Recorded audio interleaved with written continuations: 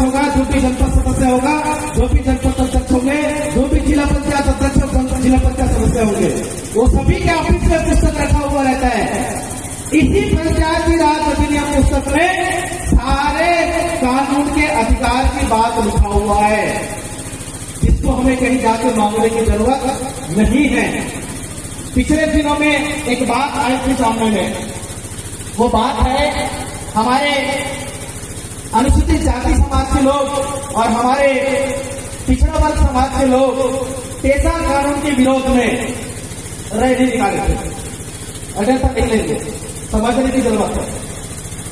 जितने भी हमारे तेली, कलार, लोहार, राउत, जतिकी, मरार, कुम्हार, जितने भी लोग हैं, वो सारे लोगों ने कोंडा गांव में और चारामा में एक रैली निकाला था। किसके विरोध में? पेशा कानून और 5वीं अनुसूची के विरोध में। उनका एक मांग था कि 5वीं अनुसूची को हटाया जाए, पेशा कानून को हटाया जाए। जब उनके मुखियाओं से बात हुई तो उसके बाद उसमें संशोधन किया गया। ये संशोधन किया गया कि 5वीं अनुसूची को 5वीं अनुसूची क्षेत्र में ओबीसी को शामिल किया जाए।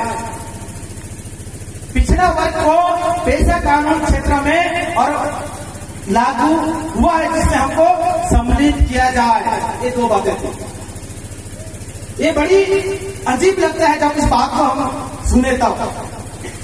बात ऐसा हो गया कि मैं मेरी बाप से पूछ रहा हूं कि क्यों मुझे आप मेरे को अपने बेटा का दर्जा दो।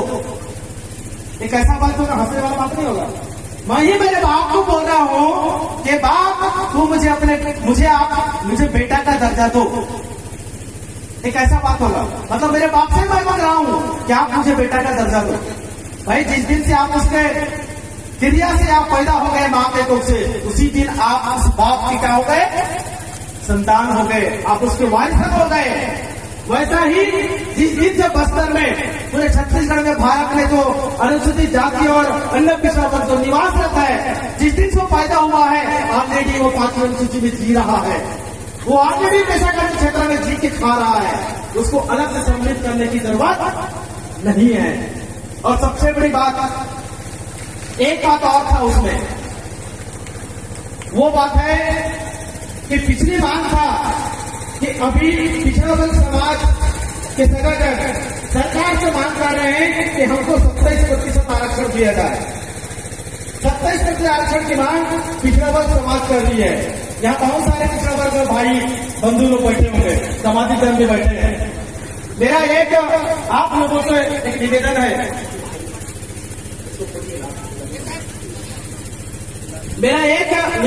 समाजी दलों से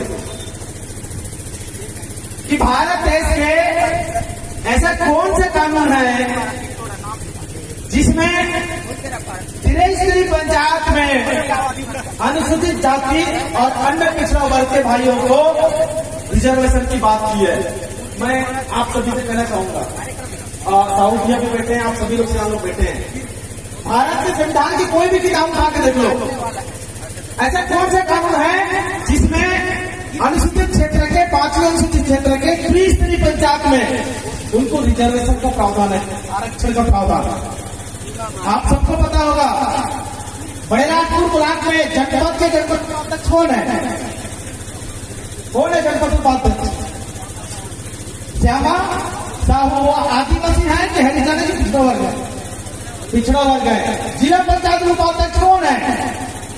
कोंडागांव जिला पंचायत उपाध्यक्ष कौन है? पटेल। वो कौन से समुदाय से है? वो भी पिछड़ा वर्ग समाज से है, ओबीसी से है। आज विश्रामपुरी गांव में उप सरपंच है, वो कौन से समाज के हैं? ओबीसी पिछड़ा कलार समाज से हैं।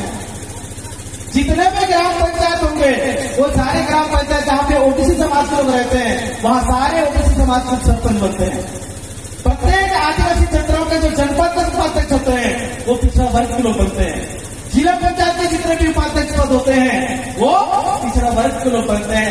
मैं आज आप लोगों के सामने चैलेंज कर रहा हूं कि भारत देश में ऐसा कौन सा कानून है जो पेशा और 5वीं अनुसूचित क्षेत्र में ओबीसी लोगों को त्रिस्तरीय पंचायत में आरक्षण की बात करता है। भारत देश में कोई भी कानून बात नहीं करता। वो एक लौटा कानून है, वो सिर्फ और सिर्फ ऐसा कानून है जो आपको त्रिस्तरीय पंचायत में आरक्षण देकर के आपको जनप्रतिनिधि नियुक्त करने का अधिकार देता है, वो है पैसा कानून 1996।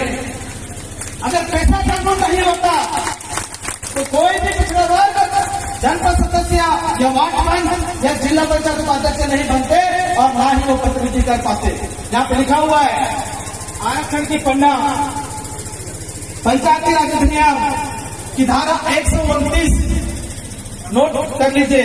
पंचायती राज अधिनियम की धारा 129 की का जिसमें है ग्राम सभा और आरक्षण, उसमें लिखा हुआ है 129 का की उपधारा 6 में 50% आरक्षण पंचायत में आदिवासी की होगी। उसके ऊपर 50 के ऊपर जितना भी 25% तक, मतलब आपके 75% तक जो रिजर्वेशन होगा वो सिर्फ शेड्यूल कास्ट के लिए होगा, जनजाति के लिए होगा, सॉरी जाति समाज के लिए होगा, अनुसूचित जाति समाज के लिए। उसके बाद बचे हुए जितना भी होगा वो पूरे के पूरे पिछड़ा वर्ग के लिए होगा। क्योंकि आपको पता होगा कि बस्तर संभाग के कोई भी गांव में एसटी, एससी, ओबीसी के अलावा कोई सामान्य कास्ट के रहते हैं क्या?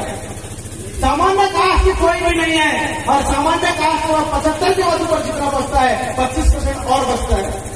वो 25 को भी अगर जोड़ दोगे तो प्रत्येक गांव में शेड्यूल कास्ट मतलब अनुसूचित जाति, जिसको हम गाड़ा बनका जो भी कहते हैं, वो कितने होते हैं गांव में? ज्यादा ज्यादा 1, 2, 3%, ज्यादा ज्यादा 10 घर, 20 घर, ज्यादा ज्यादा 25 घर, उससे ज्यादा नहीं होते प्रत्येक पंचायत में। मतलब मान के चलिए कि उस पंचायत में शेड्यूल कास्ट का प्रतिशत 2 से 3 बचा कितना? 47%। 47% रिजर्वेशन किसको जाता है? पूरा के पूरा ओबीसी को जाता है। जहाँ पे लिखा हुआ है पैसा कानून की धारा 129 में। अब इसलिए मेरा कहना था कि हम किसको मांग रहे हैं, किससे मांग रहे हैं? भाई जब ऑलरेडी आपको 1996 से मिला हुआ है, जब ऑलरेडी आपको 1950 से मिला हुआ है, तो किसी के सामने भीख मांगने की जरूरत नहीं है। आप लोग 36% मांग कर रहे हैं, पैसा कानून आपको 47% रिजर्वेशन पंचायत जनपद पंचायत जिला पंचायत में मिलता है। इसलिए मेरा कहना है कि आपको पैसा कानून पढ़ना चाहिए। पिछड़ा वर्ग को 5वीं अनुसूची पढ़ना चाहिए, क्योंकि 5वीं अनुसूची में ही पैसा है, इसके बाहर नहीं है। और रही सवाल बात लास्ट में कि जल जंगल जमीन के हम मालिक हैं, ये सारे लोग नारा लगाते हैं। आप लोग लगाते हैं नारा? जल जंगल जमीन के मालिक है, नारा लगाते हैं? अगर हाथ खड़े करके मैडम नारा लगाए,